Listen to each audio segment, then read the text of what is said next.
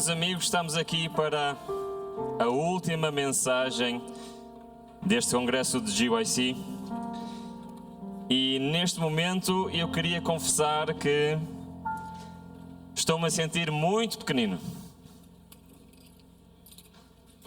porque falar sobre a justiça de Cristo, irmãos, é uma mensagem que faz de nós muito pequeninos.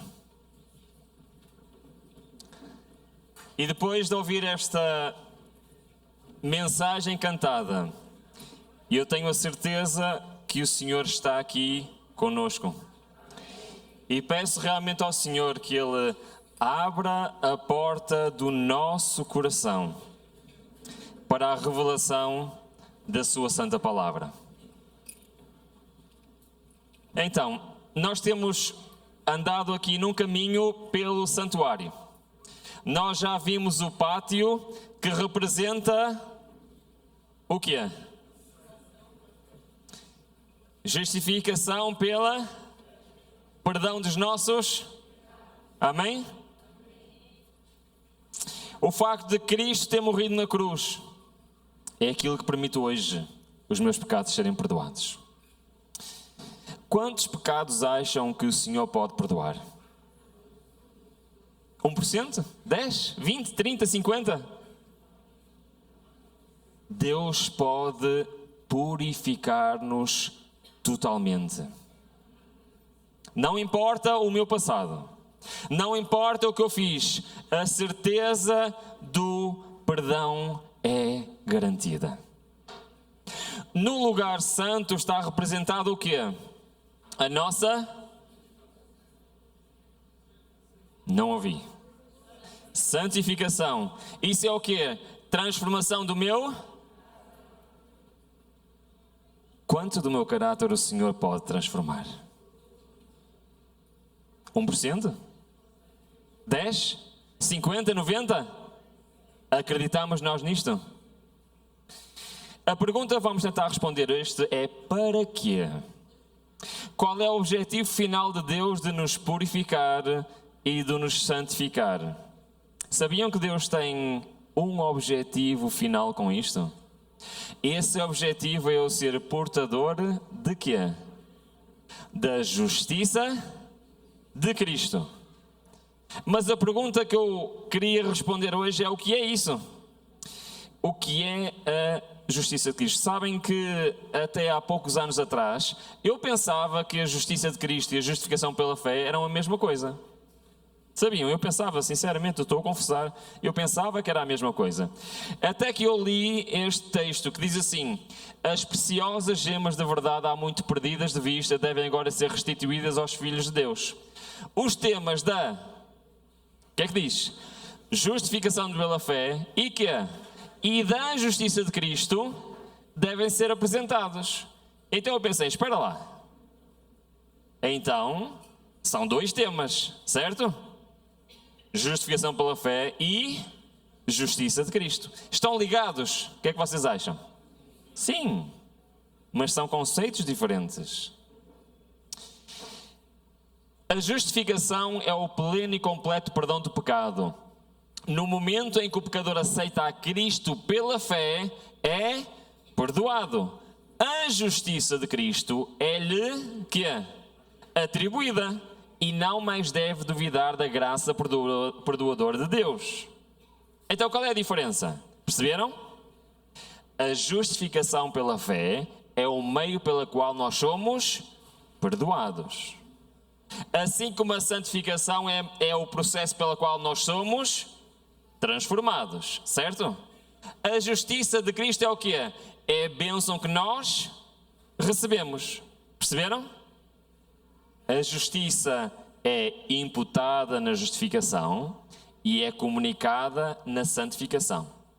Então a justificação pela fé e a santificação pela fé são os processos pela qual o ser humano pode receber o maior dom qual ele pode almejar. E esse dom é o dom da justiça de Cristo. Agora falta saber o que é realmente que isto significa.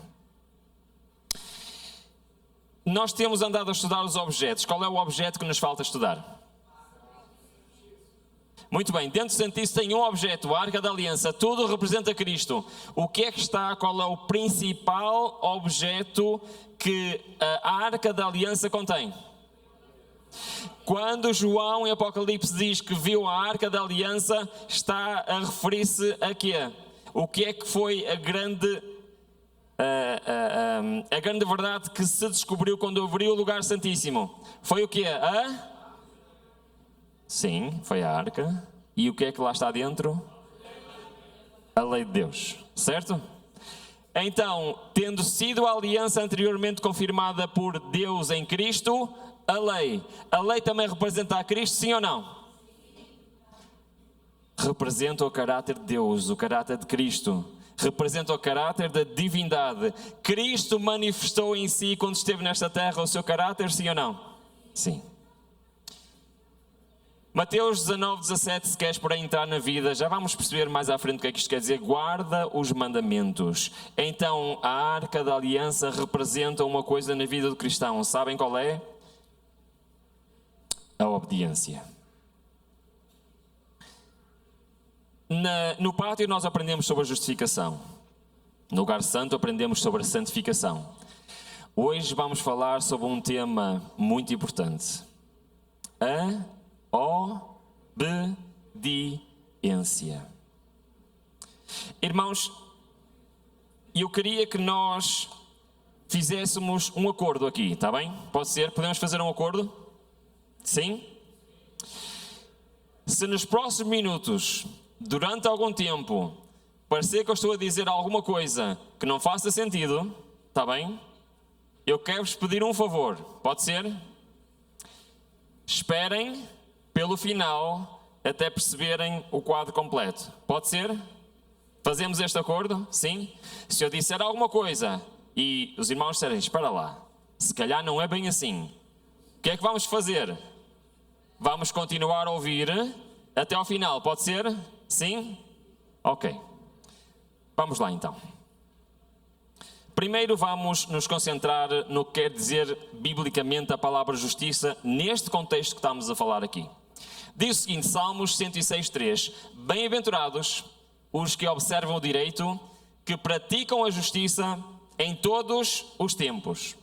Então, a justiça é algo que se pratica, algo que se faz, certo? Até aqui, estamos bem? Muito bem. Filhinhos, ninguém vos engana. Quem pratica a justiça é o quê? Justo. Assim como ele é justo. Ok, muito bem. Quando eu disser ao justo que certamente viverá, e ele confiando na sua justiça, praticar o quê? O que é a prática da iniquidade? O que é a prática da iniquidade? Pecar. Tá? Prática da iniquidade é pecar. Então, temos aqui conceitos. Primeiro, a justiça é algo que se faz, que se pratica, mas temos o quê? Temos uma justiça que nos leva à prática da quê? Iniquidade. Qual é essa? A minha. Nenhuma das obras de justiça será lembrada, mas na sua iniquidade que praticou nessa, quando o justo se aparta da justiça praticando a iniquidade, o que é que vai acontecer? Vai morrer nela. Então, o contrário da justiça de Deus é o quê? A prática da iniquidade. Então, se o contrário é o pecado, o que é a justiça? Contudo, dizes, porque não levará o filho a iniquidade do pai? Ora, se o filho proceder com retidão e justiça, e que guardar todos os meus estatutos e os cumprir, certamente viverá. Mas se o ímpio se converter de todos os seus pecados que cometeu, guardar todos os meus estatutos e proceder com retidão e justiça, certamente viverá, não morrerá. Então, o que é justiça neste contexto? É a obediência, certo? Concordam comigo ou não? Ok. Então, se a justiça é a obediência, quando nós falamos de justiça de Cristo, o que é que nós estamos a falar? É exatamente isso. Nós estamos a falar da obediência de Cristo. E este é o primeiro conceito que precisamos hoje. O que é a justiça de Cristo? Lembram-se o que é a justificação pela fé? É o perdão pela fé. Agora sim eu ia dizer uma heresia, não é? O que é a santificação? É transformação pela fé. E agora nós vamos ver que o lugar santíssimo tem a ver com a obediência. A Bíblia constantemente diz-nos 3 coisas. Estas palavras são citações da Bíblia que aparecem as 3 dezenas de vezes. Sabiam disso? Dezenas de vezes. Só no livro de Deuteronômio estas palavras aparecem várias vezes. Deus diz ao ser humano, o quê? Purificai-vos, santificai-vos, obedecei. Diz ou não diz? A primeira pergunta que eu tenho para fazer é: eu posso me purificar? Então porquê que o Senhor diz para eu me purificar?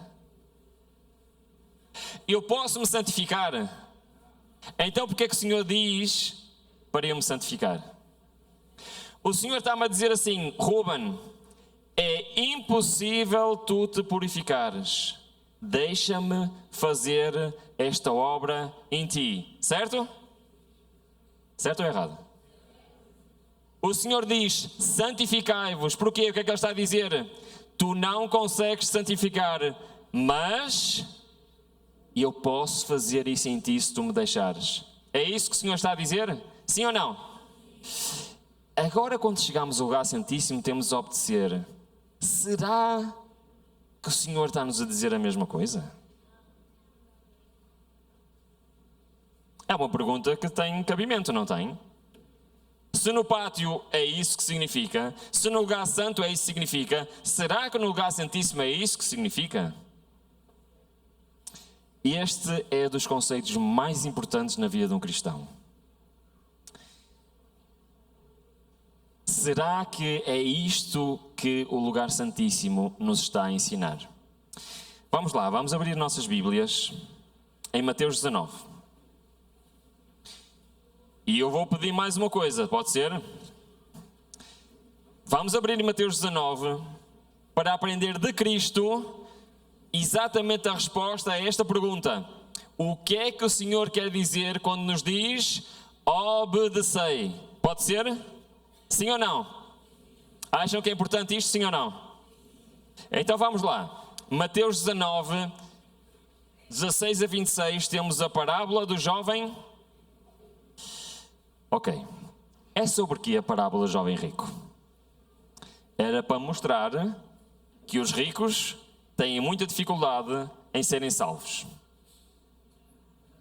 É isso? Todos conhecemos esta parábola, não conhecemos desde pequeninos. Vamos fazer um exercício de exegese bíblica, ok? Vamos olhar para o texto e perceber o que é que está em que causa. Vamos começar com o versículo 16. Ora, aproximou-se deles um homem e perguntou: Mestre, o que é que diz? Que bem farei para ter a vida eterna? Qual foi a pergunta? O que é que eu tenho de fazer para ser salvo? Agora esta pergunta é muito importante. O que é que está implícito nesta pergunta?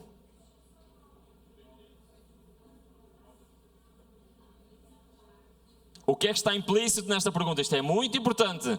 Isto é o centro da mensagem de Cristo. Isto é muito importante. O que é que ele perguntou? O que é que eu posso fazer para ser salvo? O que é que ele acreditava? Na salvação pelas? Exatamente. Ok? Aquele homem acreditava que podia fazer algo para ser salvo. Nós podemos fazer algo para sermos salvos? Não, sim, ouvi as duas perguntas, as duas respostas. Eu vou dizer a pergunta de outra maneira, está bem? Há algo que eu faça para merecer a salvação? Não, obrigado. Há algo que eu tenho que fazer para ser salvo? Ah, sim. Aceitar o quê? Muito bem. Perceberam aqui? Ok. Mas não foi isso a pergunta. Ele estava a dizer que queria fazer algo, obedecer, ir a algum sítio, certo? Para ser salvo. Quem é que acredita nisto? Há aqui alguém que acredita nisto? Salvação pelas obras? Não? Mas há cristãos que acreditam. Sabiam que há cristãos que acreditam? Mais de 1 bilhão de cristãos acreditam que se fizerem alguma coisa, são salvos. E os judeus acreditavam exatamente nisto. E por isso é que este homem disse: o que é que eu tenho de fazer de bem para ser salvo? Então o que é que está aqui em causa? Neste texto, qual é a pergunta? É sobre o quê? Como é que as pessoas são salvas? Se pelas obras ou não? Concordam comigo? Sim ou não? É o que está em causa? Ok. Cristo é incrível, sabem que Ele muitas vezes dá respostas e nós não percebemos bem as respostas que Ele dá. Porque Cristo, reparem bem no que Ele disse logo a seguir. Versículo 18. Desculpem, versículo 17. Porque perguntas a respeito do bom? Bom só há um. Se queres, porém, entrar na vida, o que é que Cristo respondeu literalmente? Ele perguntou: o que é que eu posso fazer para ser salvo? O que é que Cristo respondeu? Guarda os mandamentos.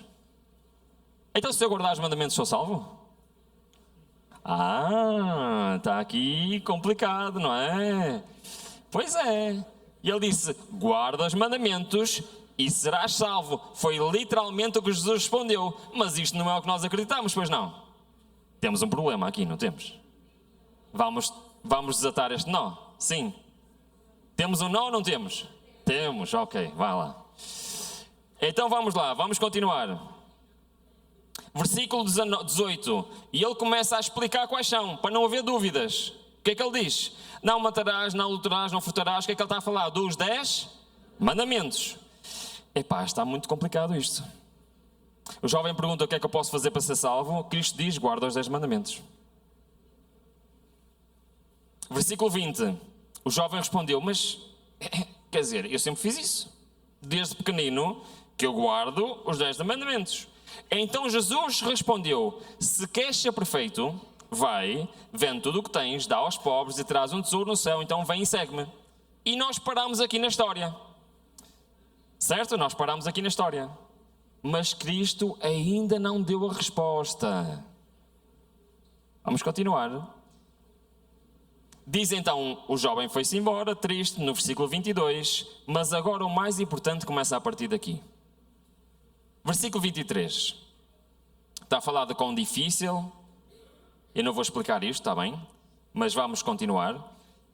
Diz ele: em verdade vos digo que difícil é entrar um rico no reino dos céus. Outra vez vos digo, é mais fácil passar um camelo pelo fundo de uma agulha do que entrar um rico no reino dos céus. E os discípulos, ouvindo isto, fizeram-se, admiraram-se e disseram: vamos parar aqui. Quem poderá então... O que é que diz a tua Bíblia? Repara bem. Salvar-se. É o que diz na vossa Bíblia. Então, o que é que os discípulos acreditavam? Vamos lá, vocês conseguem. Vamos lá. O que é que os discípulos acreditavam? Que as pessoas se podiam salvar a elas? Os discípulos também acreditavam na salvação pelas obras. Percebem? É exatamente igual. Os discípulos fazem a mesma pergunta do jovem rico. E agora sim Cristo vai ao centro da questão. Então Jesus, olhando para eles, lhes disse: para os homens isso é o que é impossível?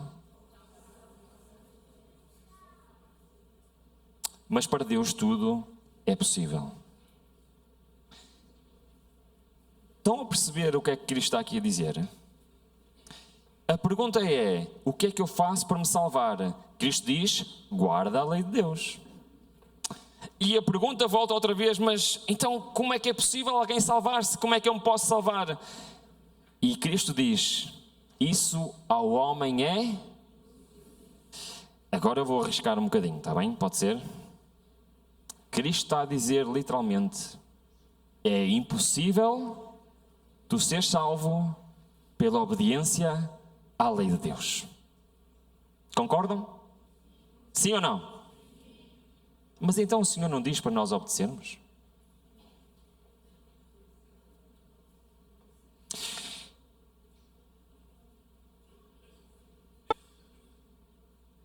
Eu fico e dou graças a Deus porque Cristo não disse apenas que era impossível.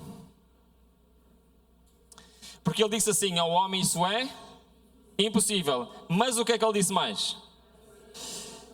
Deus estava a tentar dizer àqueles homens o seguinte, tu podes te esforçar a vida toda, tu podes dar tudo o que tu tens, podes fazer todos os esforços possíveis, mas só há uma maneira da obediência ser uma obediência que o céu possa aceitar. E é isto que nós temos que entender. A única maneira é a justiça de Cristo. O que é que quer dizer justiça? A obediência de Cristo. Está confuso? Sim ou não? Não? Então vamos tentar perceber um pouco melhor o que é que isto quer dizer. Jesus está literalmente a tentar explicar o quê? Que a minha obediência é insuficiente. Aliás, Isaías diz isto de uma forma muito, muito interessante. Mas todos nós somos como um imundo. E todas as nossas... O que é quer dizer justiça? Que até dói este texto. O que é que está a dizer este texto? Que a minha obediência é o quê? Não é aquilo que eu faço de errado, irmãos. Estão a perceber o que é que diz este texto? E ele não está a referir ao que eu faço de errado. Está a referir à minha obediência, como aquele jovem rico. Aquilo que eu faço pelo Senhor é o quê? Temos problemas, não temos? Se o bem que eu faço, eu vou fazer um parênteses, está bem? Por mim mesmo, é um trapo de imundícia. Então nós precisamos de uma solução. Concordam que nós precisamos de uma solução? Sim? É por isso que o apóstolo Paulo dizia o seguinte, desculpem, isto não é o apóstolo Paulo, isto não é a explicação do versículo. Todas as nossas justiças são trapos de imundícia, diz a serva do Senhor. Tudo o que podemos fazer de nós mesmos está contaminado pelo pecado. Aquele jovem, no seu coração, achava que guardava a lei de Deus. Mas o problema é que aquele jovem estava a tentar guardar a lei de Deus sozinho. E aquele jovem estava a fazer o quê? Perante Deus? Estava a tentar fazer por ele mesmo. E logo estava o quê? Contaminado pelo pecado. E nós? Como é a nossa relação com a obediência?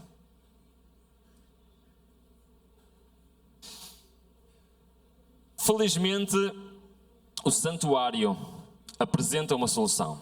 Diz o apóstolo Paulo, porque eu sei que em mim, isto é, na minha carne, não habita bem algum. Com efeito, o querer que está em mim, mas não o efetuar está. Pois não faço o bem que quero, mas a mal que não quero, isso pratico. Ora, se eu faço o que não quero, já não faço eu, mas o pecado que habita em mim. Nós somos assim, sim ou não? Somos?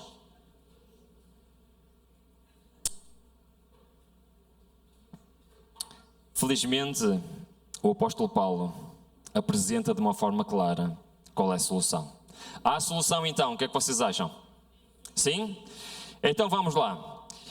Oro sempre com toda a oração e súplica no Espírito e vigiando com esta finalidade que toda a perseverança e súplica por todos os santos e por mim, para que me seja dada a palavra, a fim de que abra a minha boca com intrepidez para fazer conhecido o que é. Sabiam que há um mistério no Evangelho? Este é o mistério. Aquilo que Cristo estava a tentar ensinar ao jovem rico, aquilo que Cristo estava a tentar ensinar aos discípulos, é o mistério do Evangelho. Qual é o mistério do Evangelho? Irmãos, o mistério é Cristo em vós, a esperança da glória. Sem Cristo, nós estamos completamente perdidos.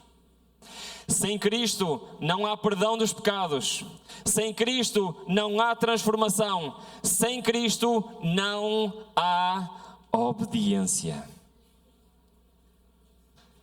Mas isto ainda fica um bocadinho mais forte.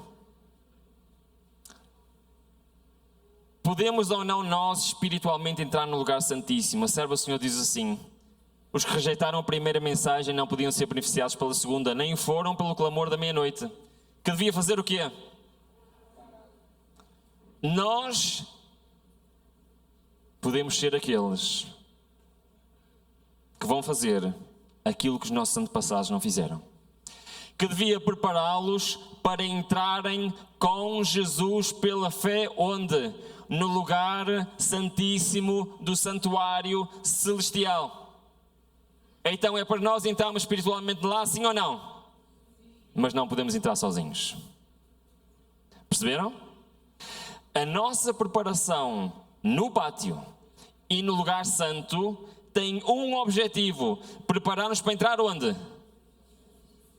Só que há um problema: eu não posso entrar sozinho. Tenho que entrar com quem? Com Cristo. Então eu quero vos dizer uma coisa: é impossível eu entrar no lugar santíssimo e eu chegar à lei de Deus se eu não tiver quem comigo? Cristo. Tudo o resto é preparação para recebermos Cristo em nós. Vamos ver quais são as consequências disto. E reparem agora no discurso de Paulo, que parece um contrassenso do outro que lemos. Reparem agora. O discurso de Paulo, o que é que ele diz? Ele diz assim: eu estou crucificado com Cristo e no entanto eu vivo, mas não eu, mas sim o quê? Cristo vive em mim. E isso faz toda a diferença ou não faz? O desgraçado Paulo sozinho, ele podia alguma coisa?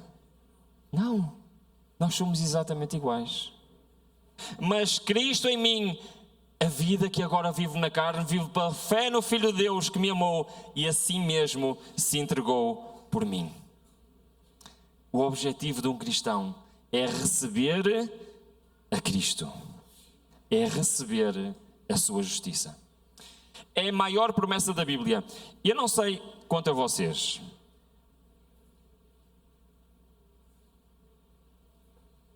se vocês soubessem que havia um tesouro extremamente valioso, quanto é que é muito? Não lá, 100 milhões de reais. É muito dinheiro, 100 milhões de reais?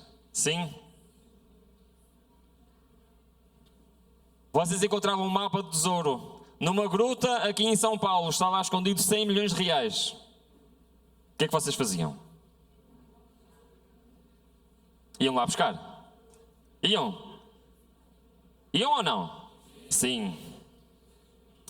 Pois bem, eu quero vos dizer que o maior dom, a maior bênção, o maior privilégio do ser humano, o maior tesouro que ele pode receber, nem sequer é contável em reais. Sabem qual é?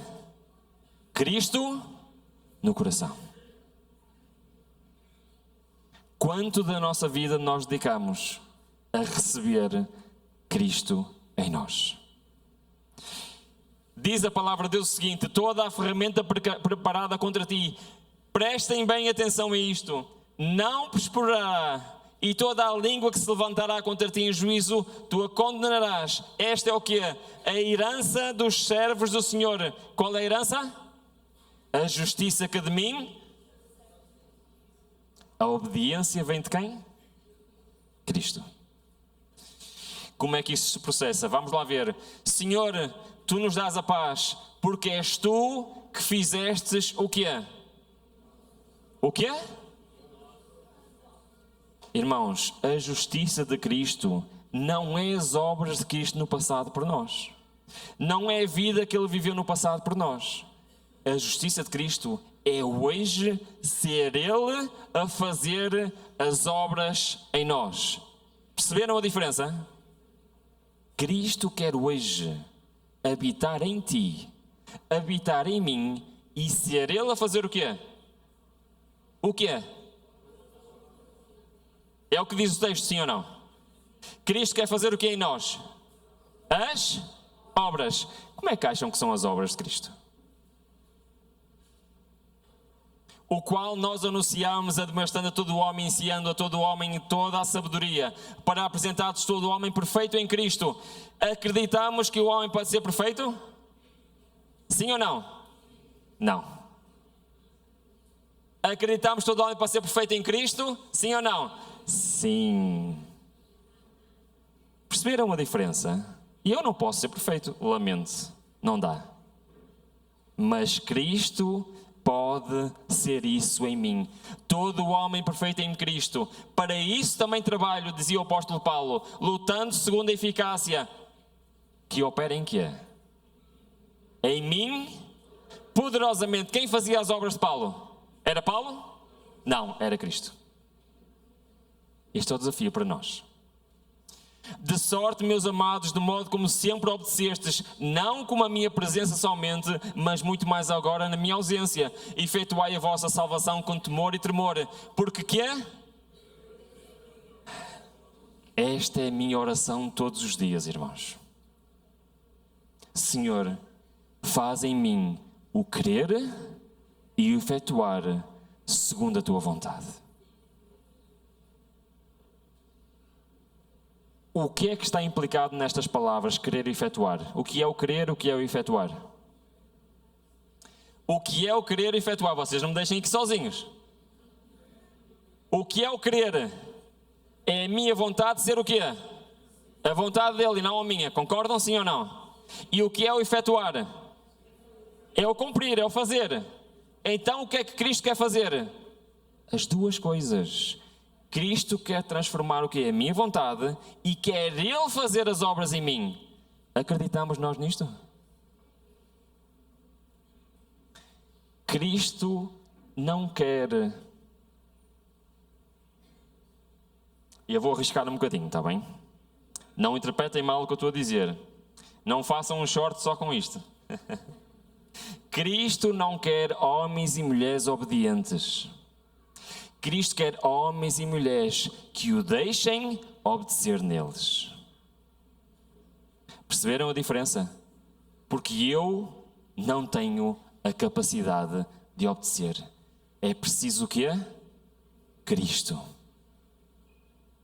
Vamos tentar entender qual é a implicação disto. Diz o seguinte: e nisto sabemos que o conhecemos. Se quê? Então Cristo diz para eu obedecer ou não? Diz, mas o que é que ele quer dizer com isto? E ele diz, eu conheço e não guarda os teus mandamentos. Desculpem, aquele que diz, eu conheço e não guarda os mandamentos é o quê? E nele não está a? Então eu tenho que obedecer, certo? E como é que eu faço isto? Como é que termina o texto? Entretanto, qualquer que guarda a sua palavra, nele realmente se tem aperfeiçoado o amor disto, e nisto sabemos o que é. Perceberam o que é que o apóstolo está a dizer? A única maneira de eu obedecer é se não for eu obedecer. É se for quem? Cristo. E por isso, irmãos, o nosso foco não é na lei de Deus. O nosso foco é em quem? Cristo. É Ele que tem que estar conosco. É Ele que tem de habitar em nós. É a sua justiça que se tem que manifestar em nós. Nós temos que aprender a ser instrumentos nas mãos de quem? Do Senhor. Amém? Quem guarda os seus mandamentos permanece em Deus e Deus permanece nele. Eu queria introduzir um novo conceito, está bem? Eu não sei se ainda tenho tempo, mas vou tentar introduzir um novo conceito. E eu vou tentar explicar o que é que literalmente quer dizer Cristo habitar em nós. Pode ser? Acham importante, sim ou não? Sim? Ok. Nós já vimos que a única maneira que nós temos, a única esperança que nós temos é Cristo. Nós já vimos que Ele quer obedecer em nós. Quer ser a nossa vontade e quer ser também o realizar dessa vontade. Vimos isso, sim ou não? Neste texto está a dizer que aquele que guarda os mandamentos é aquele que permanece em quê? Em Deus e Deus nele. O que é isto na realidade? Eu vou fazer uma pergunta, que é uma pergunta que eu costumava fazer nos seminários sobre a Trindade, ok? E eu não quero aqui confundir ninguém, mas vou tentar. Quando Cristo disse assim, ó Pai, oração do Pai Nosso, o que é que Ele diz? Ó Pai, que... Onde? Onde é que está o Pai? O Pai podia estar aqui agora? Podia, mas o que é que acontecia a nós se o Pai estivesse aqui? Ok. Quando Cristo ascendeu aos céus, Ele ascendeu para quê? Para iniciar os ministérios de Cristo no santuário celestial. É da doutrina adventista isto, sim ou não? Quais são? Quantos ministérios Cristo tem no santuário celestial? Alguém sabe? 4. Primeiro está representado nos candelabros, Cristo, nosso sumo sacerdote. O outro está representado na mesa dos pães asmos. Não vou explicar, mas é o Cristo como nosso rei, aquele que dirige a história. No incensário representa Cristo como quê? O nosso, esta é fácil, nosso intercessor, muito bem. E desde que Ele ascendeu aos céus, Ele está a fazer estes ministérios. Mas em 1844 Ele começou um novo ministério, qual é? Então Cristo é o nosso juiz, ok. Sumo sacerdote, rei, mais intercessor e juiz. Ele está a fazer isto ou não está? Onde? Quando nós dizemos que Cristo está em nós, é algo de muito interessante. Porque Cristo realmente está onde? Está no santuário. Então o que é que isto quer dizer? Reparem bem, isto é muito importante. Quer dizer o quê? Nisto conhecemos que Ele permanece em nós. Por quem? Pelo seu representante. Quem é? Espírito Santo. Perceberam? Então, o que é que quer dizer Paulo quando diz que Cristo em mim? O que é que ele está a dizer? Quem é que habitava nele? Literalmente, o Espírito Santo. Perceberam? Sim? Ok. Enquanto quando nós dizemos, e Paulo diz que nós temos que ser o templo do Espírito Santo, está-se a referir a quê? À justiça de Cristo. É termos quem conosco? O Espírito do Senhor. Ok. Se eu conseguir este conceito vai ser muito importante. Vamos lá ver. O que é que isto quer dizer? Reparem bem. Estamos a falar de obediência. Reparem nestes 3 textos em conjunto, se nós os juntamos, o que é que diz? E conhecereis a verdade, e a verdade vos... Quem quer ser liberto do pecado? Reparem o que é que diz. Mas agora libertos do pecado e feitos servos de Deus, tendo o vosso fruto para a santificação, e por fim o quê?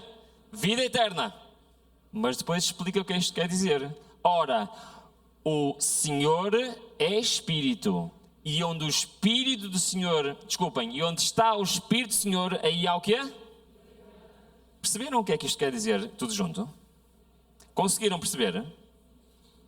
Aonde é que há a liberdade do pecado? Onde habita quem? O Espírito Santo. É a única maneira. É através da obra do Espírito Santo. Para nós percebermos o que é que isto quer dizer na prática, nós vamos abrir a nossa Bíblia em Marcos capítulo 5. E eu queria vos dizer que este conceito é muito importante. Prestem bem atenção. O que é que se passa aqui em Marcos capítulo 5?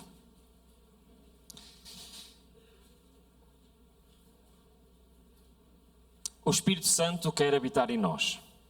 Certo? Sim ou não? Porquê? Ele quer fazer alguma coisa, certo? Satanás entende perfeitamente o que é que acontece ao ser humano se o Espírito Santo habitar nele. Ele sabe perfeitamente. E ele criou uma contrafação para o habitar do Espírito Santo em nós. Sabem qual é essa contrafação? Alguém sabe? O que é que fala aqui em Marcos capítulo 5?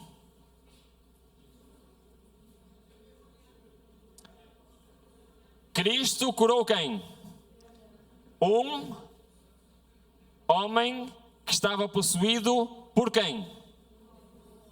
Pelo Espírito Santo? Não. Pelo Espírito de quem? Espírito do mal, Espírito de Satanás. Concordam sim ou não? Agora, o que é que este homem fazia? Este homem morava onde? No cemitério. E ele era um terror para aquela região, sim ou não? O que é que eles faziam para tentar controlá-lo? Amarravam com cordeias de ferro para ele não conseguir se libertar. E o que é que ele fazia? Eu quero fazer uma pergunta. É humanamente possível um homem arrebentar correias de ferro? O que ele fazia era uma obra natural ou sobrenatural? Aquele homem estava a fazer aquilo por vontade própria? Quem é que o estava a controlar? Ele estava possuído por um espírito imundo. E fazia ou não fazia obras sobrenaturais? Sim? Isto é a contrafação de Satanás. Porquê? Sabem o que é que Deus quer fazer connosco? Deus quer que nós sejamos possuídos por que Espírito? Pelo Espírito Santo. Para fazer aqui obras naturais ou sobrenaturais? Faz parte da minha natureza obedecer a Deus? Não. A minha natureza é o quê? Pecaminosa. A obediência para mim é uma obra sobrenatural. Por isso é que não posso ser eu a fazê-la. Quem é que pode fazer? Quem é que pode fazer? O Espírito Santo em mim. Por isso é que Ellen White diz: a lei de Deus é uma promessa. Deus promete. A pergunta é se eu aceito essa promessa. Qual é o meu foco então? O meu foco é o quê? É permitir ao Senhor fazer esta obra gloriosa em mim. Disponibilizar-me para receber quem? O Espírito Santo.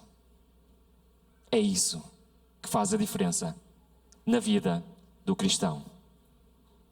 E entretanto eu não sei onde é que pus o meu apontador. Está aqui. Vamos lá, vamos tentar terminar isto, que o tempo está mesmo a acabar. E eu queria acabar o meu testemunho, mas estou a ver que não vou conseguir. Vamos lá ver. Visto, diz o apóstolo Pedro referindo a isto, visto como o seu divino poder nos tem dado todas as coisas que conduzem à vida e à piedade, pelo pleno conhecimento daquele que nos chamou para a glória e virtude, pelas quais nos são dadas preciosas e muito grandes promessas, para que por elas vos torneis quê? Participantes do quê? Como é que eu posso ser participante da natureza divina? Através de quem? Do Espírito Santo. Amém? É isto que Deus quer nos dar, irmãos. Há algum dom melhor do que este? Há algum tesouro nesta terra que se compare a isto? Deus quer que eu seja um receptáculo do Espírito Santo, participante da natureza divina, havendo escapado da corrupção que existe no mundo por causa das paixões. Foi uma solene realidade que Cristo veio para lutar a batalha com o homem em favor do homem. Sua tentação e vitória nos dizem que a humanidade precisa de copiar o padrão. Os jovens devem tornar-se participantes do quê? Este texto é muito estranho. Muito estranho. Reparem bem o que é que diz este texto. Nós devemos copiar quem? Cristo quando passou neste mundo, sim ou não? O que é copiar Cristo quando passou neste mundo? É eu ir viver para Jerusalém? Aliás, ele não vivia em Jerusalém, vivia em Cafarnaum. É eu ir viver para Cafarnaum? É isso?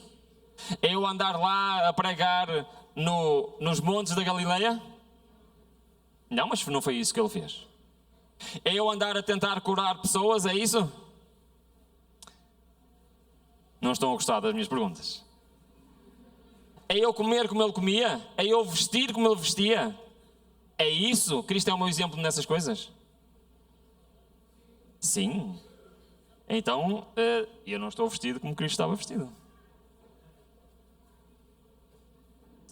O que é seguir o exemplo de Cristo? Seguir o exemplo de Cristo é ter a mesma entrega que Ele tinha. É buscar a Deus como Ele buscava. É depender de Deus como Ele dependia. É ser participante da natureza divina como Ele foi participante da natureza divina. Reparem o que é que Cristo disse. E reparem se isso não somos nós. A verdade deve estar plantada no coração. Deve dirigir o espírito e regular as afeições. Todo o caráter deve ser estampado com expressão divina. Cada jota, cada tilde da palavra de Deus deve ser introduzido na vida diária. Aquele que se torna participante da natureza divina estará em harmonia com o grande padrão da justiça de Deus, sua santa lei. Essa é a norma pela qual Deus mede as ações do homem. Esta será a pedra de toque no caráter do juízo. Isto é o ser participante da natureza divina. Não é prova conclusiva de que um homem é cristão ao manifestar ele êxtases espirituais sob circunstâncias extraordinárias. Santidade não é arrebatamento. É uma entrega da vontade a Deus. É viver por toda a palavra que sai da boca de Deus. É fazer a vontade do Pai Celestial. É confiar em Deus na provação, tanto nas trevas como na luz. É andar pela fé e não pela vista. É apoiar-se em Deus com indiscutível confiança. É descansar no seu amor. Estas são as características de quem aceita entrar no lugar santíssimo. São estas as características.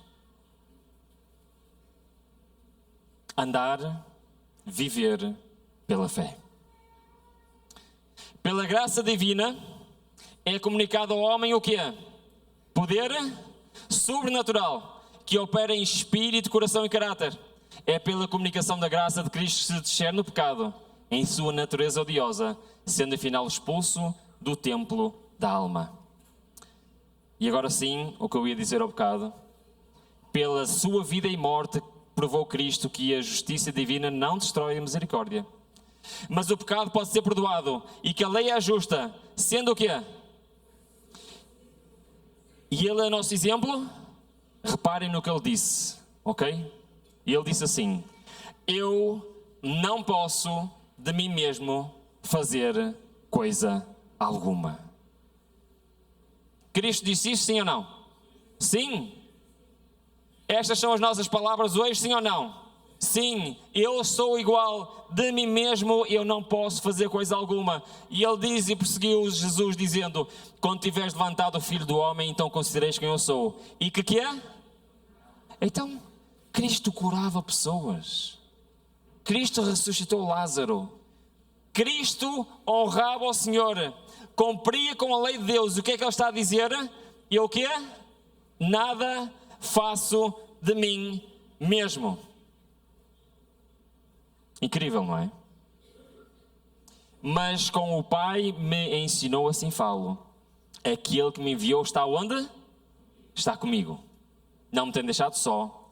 Faço o que é do seu agrado. Há tanto tempo estou convosco e ainda não me conheces, Filipe? Quem viu a mim, viu o Pai. E tu me dizes: mostra-me o Pai. Não crês que eu estou no Pai? E quem é que está com Ele? Repara o que é que diz em baixo. Isto é muito importante. As palavras que eu digo não são minhas, mas o Pai que permanece em mim é o que é? É que faz as obras. Cristo foi ungido com o Espírito Santo, sim ou não? Quem é que fazia as obras? Quem é que fazia? Era Cristo? Era o Espírito Santo que habitava nele. Irmãos, acreditam que Deus quer fazer o mesmo connosco? Ele quer fazer o mesmo connosco.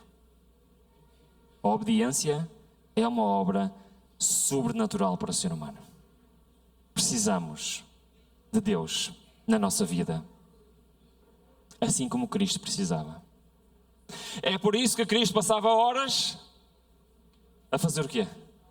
A buscar Deus. E ele não iniciava o seu dia sem ter a certeza absoluta que que Deus estava com ele. E nós temos coragem de sair de casa sozinhos?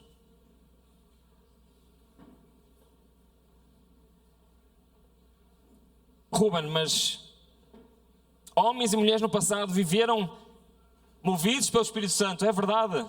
Mas reparem bem, isto não quer dizer que eles sejam melhores do que cada um de nós.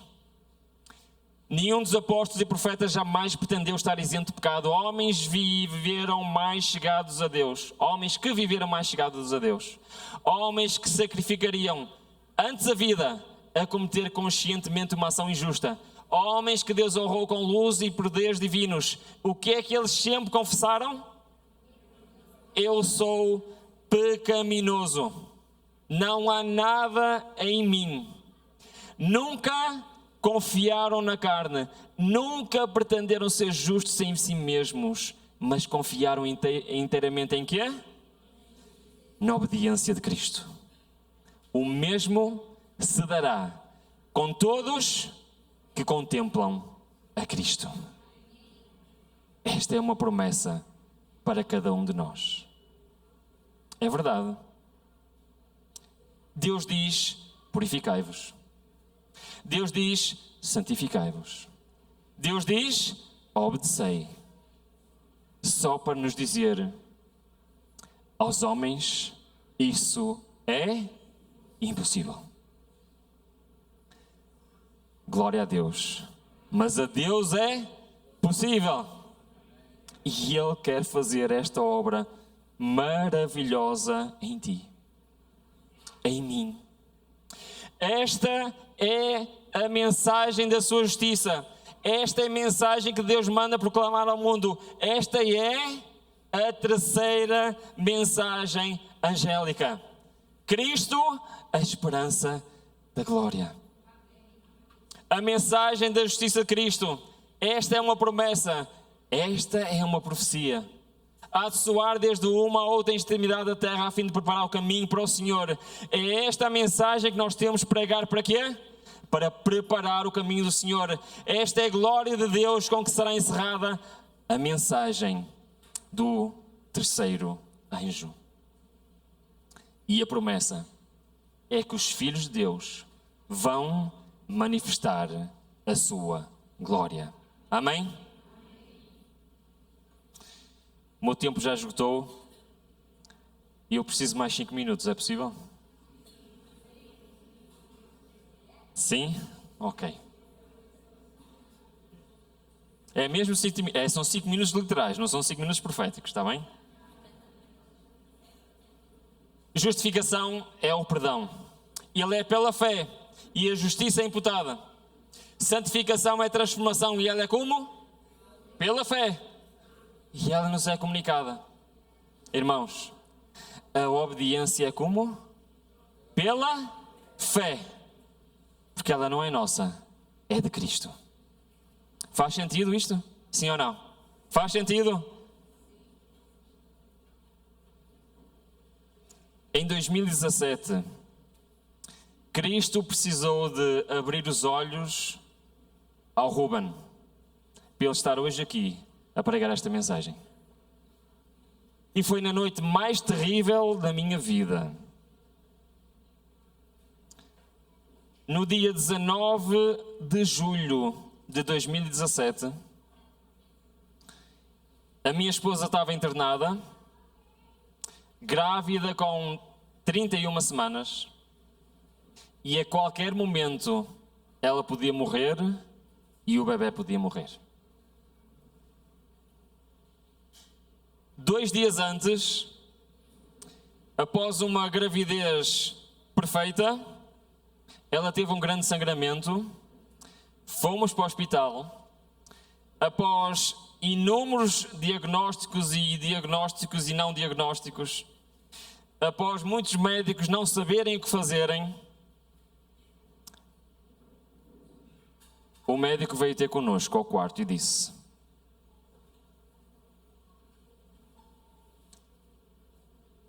temos que tirar o bebê.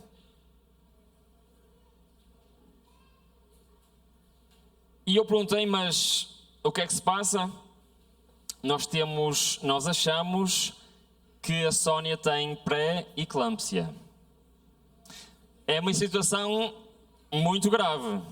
A qualquer momento, tanto a mãe como a bebê podem morrer. Então eu olhei para aquele médico e disse, mas você tem a certeza? Aquele médico olhou para o chão e disse, não. Sabes, é que o nosso comitê de médicos, metade acha que sim, outra metade acha que não. Os exames apontam para isso, mas há outros que apontam que não. Mas os sinais vitais da Sónia estão a ficar em limites muito perigosos. E nós precisamos fazer alguma coisa, mesmo não tendo a certeza. E eu perguntei àquele médico, mas o que é que acontece se não for tirado o bebê? Bom, se não for tirado e for mesmo este problema, nas próximas horas, ambas vão morrer. Poucos dias, isto vai acontecer. E eu perguntei, mas então o que é que acontece se fizermos a cirurgia e tirarmos o bebê? Bom, ambas podem morrer. Mesmo tirando o bebê, durante 2 dias, a Sónia ainda estará em risco de vida. E o bebê nós não sabemos. Os fluxos para o bebê são muito irregulares. O bebê está muito mais pequeno do que o que devia de estar. E nós não sabemos o que é que se passa com o bebê. Ele está vivo, mas nós não sabemos as consequências. Acham que é uma situação fácil? Eu estava a ouvir aquela conversa daquele médico e ele estava a dizer, vocês têm que decidir agora. Já estamos a meio da tarde, a decisão tem que ser rápida. Está aqui os papéis para vocês assinarem. Naquele momento, na minha mente, eu só orava ao Senhor e dizia, Senhor, eu preciso saber a tua vontade. Por favor, dá-me mais tempo para eu estar contigo, para eu perceber realmente qual é o caminho a seguir. Se o próprio médico diz-me que não sabe o que é que vai acontecer, nem sequer sabe de certeza absoluta o que é. Naquele momento o médico sai e diz, preciso de uma resposta. E entra uma enfermeira para monitorizar os sinais vitais da Sónia. E ela diz, posso dar uma sugestão? E eu, sim, claro. Sabem, já estamos a meio da tarde. Isto é uma cirurgia que contém algum risco. Porque nós não sabemos o estado em que está o bebê. Não sabemos os cuidados que ele vai precisar. Enquanto prepara-se e não se prepara para a cirurgia, vai chegar ao fim do turno de dia e vai passar para o turno da noite. E a equipa da noite é metade da equipa do dia, é muito mais arriscada esta cirurgia com a equipa da noite do que com a equipa do dia. Posso dar uma sugestão? Adiem para amanhã de manhã. E eu percebi imediatamente que Deus estava a responder ao tempo que eu precisava. E eu disse, sim, claro, é isso mesmo. Então a enfermeira disse, não se preocupem com nada, eu trato tudo, eu falo com os médicos e vamos agendar para amanhã de manhã. Naquela noite eu vim para casa. E vim com uma missão muito estranha. Sabem qual era a missão? Saber o que é que havíamos de fazer. Eu agora quero-vos fazer uma pergunta. Esta pergunta é muito séria. Eu tinha motivos ou não para estar preocupado?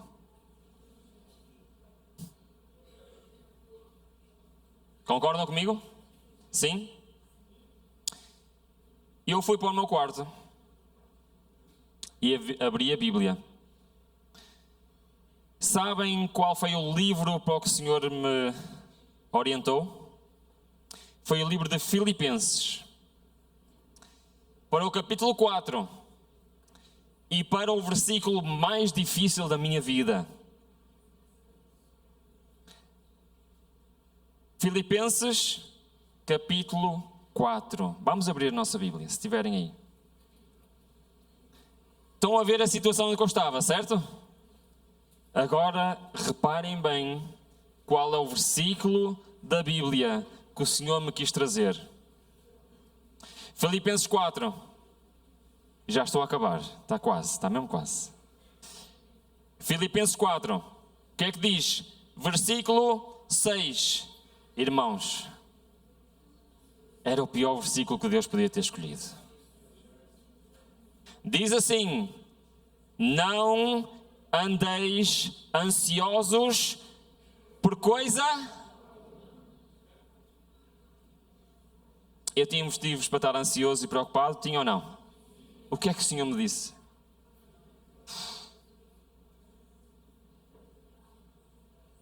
Deus disse-me assim: não há nenhum motivo para estar preocupado ou ansioso. Sabem o que é que eu disse ao Senhor? Isto não é verdade, Senhor, desculpa, isto não pode ser verdade. Como é que é possível, na situação em que eu estou, não estar ansioso? Não é possível, Senhor.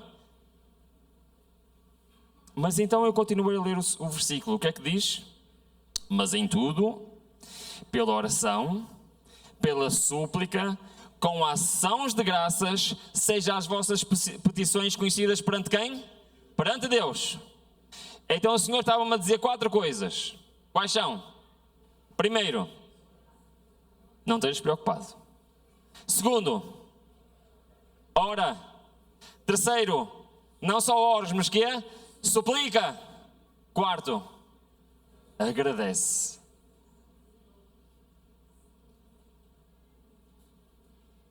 Eu dobrei os meus joelhos. Eu aceitei o desafio de Deus. Eu não sei quanto tempo, mas eu lutei com o Senhor e disse: Senhor, por favor, ajuda-me. Eu não sei o que fazer. E eu orei, até que chegou uma altura em que eu comecei a fazer o que sabem? A agradecer: Senhor, obrigada, porque se vai manifestar a tua vontade. Quando eu terminei de orar, o Senhor respondeu-me e disse-me: faz a cirurgia. Sabem, irmãos, o que eu experimentei naquele momento foi uma coisa que eu nunca tinha sentido antes. Eu tinha motivos para estar preocupado, sim ou não? Digam-me, sim. Versículo 7 foi o que aconteceu. E a paz de Deus, que enche todo o entendimento, guardará o vosso coração e a vossa mente em Cristo Jesus. Eu dormi aquela noite perfeitamente em paz. Deus não me tinha dito o que ia acontecer. Deus não me tinha dito se a minha esposa ia sobreviver. Não me tinha dito que o bebê ia sobreviver. E Ele apenas tinha-me dito o caminho a... Foi naquele momento que eu percebi uma coisa que mudou para sempre a minha vida. Não interessa onde eu estou. O apóstolo Paulo escreveu este versículo, sabem onde? Numa masmorra, debaixo da cidade de Roma, num sítio terrível. Foi lá que ele escreveu. E Deus estava a me ensinar naquele momento: não interessa onde tu estás, não interessa a circunstância onde tu estás, não interessa se és rico, se és pobre, não interessa nada da tua vida. A única coisa que interessa neste mundo, se estás a fazer o quê? A vontade de Deus. Não interessa qual a dificuldade que está perante ti. Não interessa onde tu estás. A única coisa que interessa neste mundo, estamos ou não a fazer a vontade de Deus. E a paz do Senhor inundou o meu coração. Eu estava pronto para qualquer resultado. Porque eu tinha uma certeza. Sabem qual era? Que estávamos a fazer a vontade de Deus. E ainda hoje eu louvo ao Senhor, porque foi da vontade de Deus que a minha esposa sobrevivesse. Foi da vontade de Deus que a minha filha nascesse. E se eu vos contasse a história desde o nascimento da minha filha, aquelas primeiras 6 semanas foram milagres atrás de milagres, atrás de milagres. Mas eu hoje podia estar a contar aqui uma história diferente. E muitos contam histórias diferentes. O mais importante na história não é que a Sónia sobreviveu ou que a minha filha tem 7 anos sobreviveu. Sabem qual é o mais importante da história? É que independentemente do resultado, o que interessa é o quê? A vontade de Deus. Que a justiça de Cristo inunde o nosso coração. Posso só ler mais um versículo? 1 minuto. Estou a arriscar muito, não é? É só mais um versículo. Desculpem, tenho mesmo que ler. É por isso que a mensagem à igreja de Laodiceia é esta.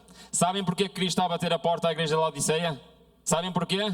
Porque está do lado de dentro ou do lado de fora? Está do lado de fora, por isso é que esta é a mensagem para Cristo poder entrar. Mas não é este o versículo que eu queria ler, é este, Ezequiel 34. Vai resumir tudo o que nós dissemos hoje. Reparem bem, e não vou comentar, eu vou ler. Também vos dei o quê? Vos darei o quê? Um coração novo. Para quê? O que é que Ele quer pôr dentro de nós? O Espírito novo. Quem é este Espírito? É a justiça de Cristo. E tirarei da vossa carne o coração de pedra e vos darei um coração de carne. Para quê? Porei dentro de vós o quê? O meu Espírito. Para quê? Para vocês obedecerem? Não. O que é que Ele diz? Eu farei com que andeis nos meus estatutos. Eu farei com que guardeis as minhas ordenanças. Esta é a promessa do Senhor. Aceitemos a promessa do Senhor na nossa vida. Amém. Louvado seja o teu santo nome, Pai. Obrigada pelo amor que tens por cada um de nós. Obrigada que, tal qual crianças, nos queres ensinar os teus caminhos, Pai. Senhor, este é o desejo que tens para nós. Tu queres nos purificar. Tu queres nos santificar. Tu queres habitar em nós. Senhor, nós somos o único obstáculo, Pai, para que Tu possas habitar em nós. Nós somos o único obstáculo, Senhor, para recebermos a justiça de Cristo. Senhor, ajuda-nos, Pai, a cada um de nós. Ajuda-me a mim, hoje, a tomar esta decisão. E eu quero ser co-herdeiro com Cristo. Receber a maior herança que um ser mortal pode receber, que é a justiça de Cristo. Ajuda-me hoje a tomar a decisão de estar contigo, de me consagrar aqui a Ti todos os dias e não descansar sem ter a certeza que Tu estás com cada um de nós. Ajuda-nos, Pai, a levar esta mensagem aos outros, porque a mensagem final que este mundo precisa é a mensagem da Tua justiça, que o mortal ser humano, indigno, incapaz, pode ser um receptáculo do Teu amor, Tua misericórdia e do Teu poder. Manifesta-te, Senhor, em cada um de nós. Faz de nós vasos novos. Faz de nós o templo do Espírito Santo. Faz de nós obras nas Tuas mãos. Faz em nós o querer e o efetuar segundo a Tua vontade. Amém.